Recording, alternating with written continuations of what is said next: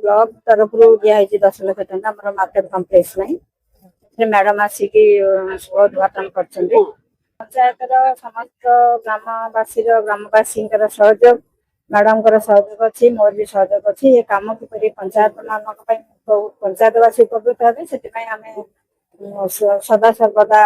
रहीचु यहाँ ग्रामवासी गोटे मार्केट कम्प्लेक्स ग्रामवासी मान उपकृत हे दूर बाट हो जाए मार्केट को गला सुविधा ग्राम पंचायत बेलपड़ा ग्राम कार्मेल स्कूल सामने बटटा ग्राम मार्केट कम्प्लेक्स आमर प्रिय सांसद भुवनेश्वर सांसद श्रीमती अपराजिता षडंगी आज पदनपुर पंचायत विभिन्न उन्नतिमूलक कार्यक्रम को भित्तिप्रस्तर स्थापन करिले एवं विशेषकर आमर भारत वर्षर यशस्वी प्रधानमंत्री माननीय श्री नरेंद्र मोदी जी दीर्घ दिन एवं दीर्घ समय कार्यक्रम करिवार जो समय काली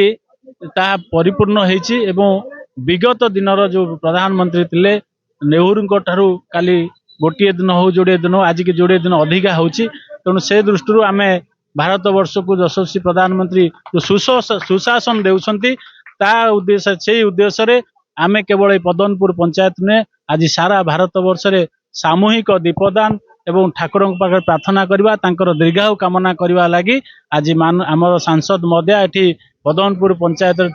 नागेश्वर मंदिर रे पूजा अर्चना कले माननीय प्रधानमंत्री एवं एठी स्वच्छवाद करागला मापी गछटे वृक्षरोपण करागला एवं एठी जो भित्ति प्रस्तर स्थापन होता किसी लोक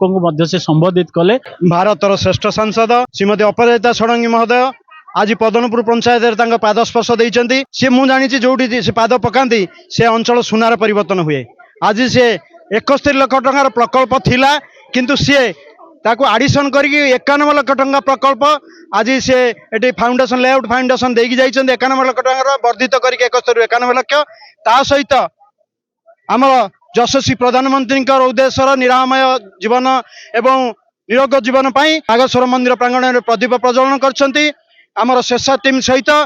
स्वच्छ भारत अभियान में अंशग्रहण करछंती वृक्षरोपण कार्य सामिल होई ए पदनपुर पंचायत धन्य होईची 6टा प्रकल्प आज शुभ दिगला आपन से पदनपुर प्राइमरी स्कूल भोजनालय गृह निर्माण तो नहीं बड़कोट गृह निर्माण पोखरी उद्घाटन लाइब्रेरी उद्घाटन सह बहुत 6टा प्रोग्राम से शुभ देले आपड़ देखिए ये डबल इंजिन सरकार सांसद महोदय नेतृत्व में लुलु भाई चेष्टारू पंचायत आगुरी उन्नतिमूलक कार्य को आगामी दिन को हवा जाऊँगी अंचल बासी मान आशीर्वाद मैडम को सदा सर्वदा रही आशीर्वाद जो रही अवस्था मैडम जहाँ कमिटमेंट करते से कमिटमेंट अनुसार कार्यकारी होगी आगामी दिन में आहरी आप देखिए बहुत गुड़े कार्य संपन्न हो।